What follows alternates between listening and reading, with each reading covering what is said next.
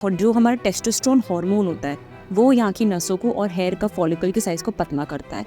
और अगर आपके जेनेटिक्स भी उसको सपोर्ट कर रहे हैं, अगर आपके पेरेंट्स में भी जल्दी बॉल्डिंग हुई है तो आपकी ये और जल्दी होगी। हेयर ट्रांसप्लांट इतना सिंपल प्रोसीजर है कि आप सुबह अगर क्लिनिक में आते हैं आपको पूरा तरह भी बेहोश नहीं किया जाता है, सिर्फ इस पार्ट को बेहोश किया जाता है। ऑयलिंग से सिर्फ मसाज का बेनिफिट हो रहा है, अब्जॉर्ब तो वो हो रहा है बट उसमें ऐसा कुछ है ही नहीं जो अब्जॉर्ब करके आपको फायदा होगा। नमस्कार दोस्तों, मिस्टिक इनसाइट्स क्लिप्स देखते रहिए to make yourself strong spiritually, physically, mentally and socially. And to get more updates subscribe the channel.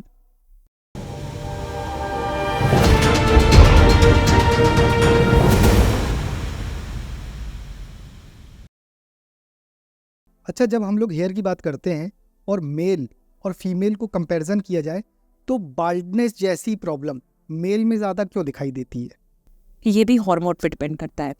अब ये होता है कि मेल्स में तो मेल हार्मोन्स होते ही हैं, फीमेल्स में भी मेल हार्मोन्स होते हैं। अच्छा, ठीक है, मेल हार्मोन का काम है कि वो यहाँ की जो नसें हैं या जो यहाँ का हेयर फॉलिकल है, आपका जो जड़ है, उसकी साइज को उम्र के साथ पतला करता है। ये उसका नॉर्मल काम है। अच्छा, ठीक है, तभी आप देखोगे एवोल्यूशन कैसे हो रहा है। पहले हमारे एंसेस्टर्स में पूरे बॉडी पे बाल थे, अब हमारे सिर्फ यहाँ बचे क्योंकि हम इरेक्ट हो गए। पहले हम बेंट होते थे तो बैक पे प्रोटेक्शन चाहिए धूप से, तो बाल थे। अब हम सीधे हो गए तो सिर्फ यहाँ धूप से बचना है, तो सिर्फ बाल यहाँ बचे। हमें लगता है ब्यूटी के लिए, बट एक्चुअली ये प्रोटेक्शन दे रहे हैं हमें। This is sun protection, right? लेकिन वो मैन कैसे इवॉल्व हो रहा है कि जो हमारा टेस्टोस्टेरोन हार्मोन होता है वो यहाँ की नसों को और हेयर का फॉलिकल के साइज को पतला करता है। और अगर आपके जेनेटिक्स भी उसको सपोर्ट कर रहे हैं, अगर आपके पेरेंट्स में भी जल्दी बॉल्डिंग हुई है तो आपकी ये और जल्दी होगी। ओके।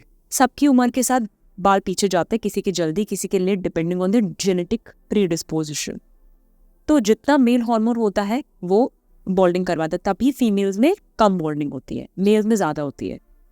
इसका मतलब ये नहीं है कि आपका मेल हार्मोन ज़्यादा है। अगर दो मेल्स को देखे, किसी को बॉल्डिंग हो रही किसी को नहीं, तो इसका ये मतलब है कि आपका जो मेल हार्मोन के रिसेप्टर्स होते हैं उनकी सेंसिटिविटी ज़्यादा है, और वो भी आपके जेनेटिक्स पर डिपेंड करता है। अगर आप ऐसा मान सकते हैं कि एक लॉक इन की मैकेनिज्म है, यहाँ पे बहुत सारे लॉक्स पड़े हुए हैं जिस पे आपकी हार्मोन आके बाइंड करके खोल सकता है तालों को।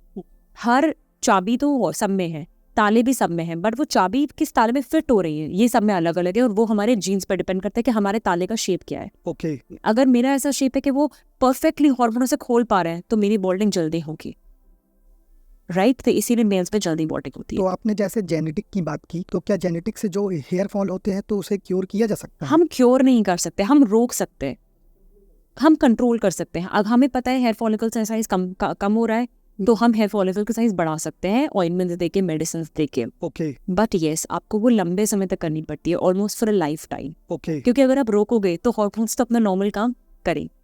ओके, तो फिर ऐसी कोई रूटीन या टिप्स बताइए ना कि मतलब जिससे हेयर फॉल को रोका जा सके और हेयर को मजबूत किया जा सके, कि मतलब इस टाइप की प्रॉब्लम लाइफ में आए ही ना। जैसे मैंने बताया ब्लड सप्लाई कम हो रही है, तो अगर आप स्मोकिंग करेंगे, आपको पता है उसे हार्ट अटैक क्यों होता है? आपके नसों की साइज डायमीटर पतला हो जाता है क्योंकि कुछ कुछ डिपॉजिट हो रहा है वहाँ पे, राइट? तो अगर आप स्मोकिंग करेंगे आपको ये जल्दी होगा। तो आप अपनी हैबिट सुधारिए, स्मोकिंग कम कीजिए। स्ट्रेस हमें कम करना पड़ेगा, स्ट्रेस भी नसों को, तभी हेडेक होता है, स्ट्रेस से नसों को पतला करता है। तो हमें स्ट्रेस, क्रोनिक स्ट्रेस को रिलीज करना है। There comes in the role of medication. हम कहते हैं योगा से बाल बढ़ते हैं, क्यों? This is the reason, because वो आपको स्ट्रेस मैनेजमेंट में हेल्प कर रहा है। ठीक है, तो आपका जो नसों का सप्लाई है वो अच्छा रहेगा, बालों को पोषण मिलता है और बाल अच्छा उगता है।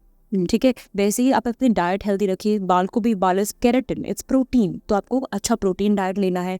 नॉनवेज अगर आप खाते हैं, एग्स खाते तो वो लीजिए। अगर आप नहीं खाते तो अभी हमने बात की लेग्यूम्स, छोला, चना, राजमा, मटर, दही, सोयाबीन, पनीर, स्प्राउट्स, इनके सेवन ज़्यादा कीजिए। इसके अलावा ड्राई फ्रूट्स और फ्रूट्स खाने, विटामिन और मिनरल्स जरूरी है, तो क्योंकि रूट में फर्टिलाइजर्स चाहिए, वो विटामिन और मिनरल्स हैं, तो उससे आपके बाल अच्छे। तो ये रूटीन आपको अंदर से फॉलो होता है ये, क्योंकि सब कुछ रूट बहुत अंदर है। कोई तेल लगाकर उससे आप अपनी हेयर की क्वालिटी अच्छी कर सकते हैं, वो अच्छे कंडीशनर्स होते हैं। बट आप ये एक्सपेक्ट करेंगे कि वो डीप जाके मेरे बाल को पोषण देगा, ऐसा सिर्फ और सिर्फ अभी तक रोजमेरी ऑयल से देखा गया है। अच्छा, रोजमेरी ऑयल से? यस। लेकिन लोग तो ये भी कहते थे ना कि मतलब सरसों का तेल लगाओ, नारियल का तेल लगाओ, तो क्या ये बालों के लिए फायदेमंद नहीं है? वो देखो, मसाजिंग करेंगे तो ब्लड सर्कुलेशन बढ़ेगा, बट वो कितनी देर रहेगा? जब तक मसाज करोगे तब तक रहेगा, 10 मिनट बाद वही हो जाएगा। लेकिन लोग तो कहते हैं ना जैसा कि एब्जॉर्ब कर लेता है। हाँ, बिल्कुल एब्जॉर्ब करता है, बट उनमें कोई ऐसे न्यूट्रिएंट्स नहीं है अच्छा, जो उसको लॉन्ग टर्म न्यूट्रिशन दे। ऑयलिंग से सिर्फ मसाज का बेनिफिट हो रहा है, अब्जॉर्ब तो वो हो रहा है बट उसमें ऐसा कुछ है ही नहीं जो अब्जॉर्ब करके आपको फायदा होगा। ठीक है, रोजमेरी ऑयल में ऐसा देखा गया कि वो भी मिनॉक्सिडिल जो हेयर ग्रोथ का सीरम होता है उसकी तरह काम करता है, वो भी हेयर ग्रोथ को बढ़ाता है। ओके तो उसमें ऐसे पदार्थ है, उससे आप मसाज करोगे तो आपको डेफिनेटली बेनिफिट होगा। बट अगेन आपको ये पता होना चाहिए कितना परसेंटेज में करना है, because pure rosemary oil irritate करता है स्कैल्प को।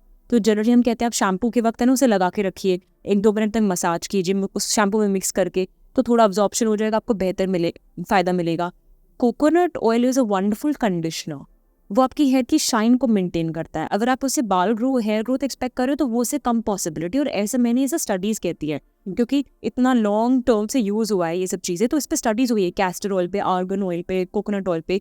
तो ये सब हेयर की क्वालिटी को इम्प्रूव करते हैं, क्योंकि पोल्यूशन है उससे हमारे बाल वीक हो रहे हैं, हम hair dryers blow dryers use कर रहे हैं, रोज इतना कोम कर रहे हैं, स्टाइलिंग कर रहे हैं, हेयर का क्वालिटी खराब होता है।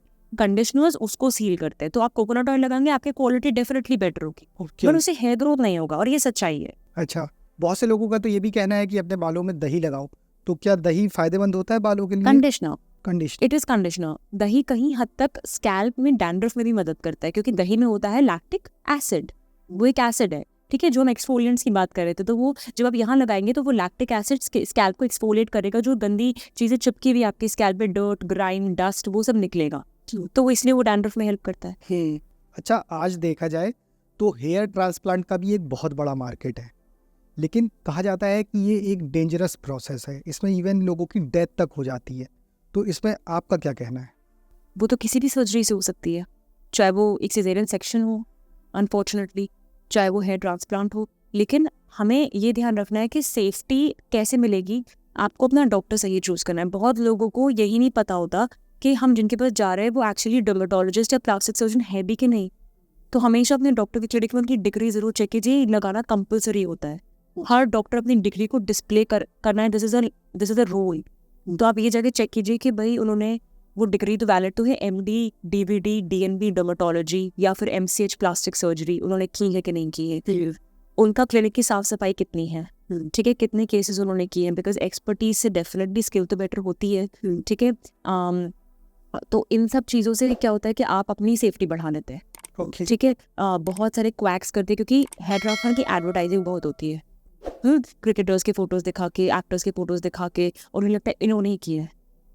ठीक है, तो हम वहाँ चले जाते हैं, हम ये भी भूल जाते हैं देखना कि हम ये तो चेक कर लें डॉक्टर है कि नहीं है, तो तब आप अपनी खुद की सेफ्टी कॉम्प्रोमाइज करते हैं। बट आपको ये याद रखना है कि हर चीज़ एक सर्जरी है, अगर वो बहुत ध्यान से की जाए तो कोई प्रॉब्लम नहीं है। हेयर ट्रांसप्लांट इतना सिंपल प्रोसीजर है कि आप सुबह अगर क्लिनिक में आते हैं, आपको पूरा तरह भी बेहोश नहीं किया जाता है, सिर्फ इस पार्ट को बेहोश किया जाता है ताकि आपको दर्द ना हो।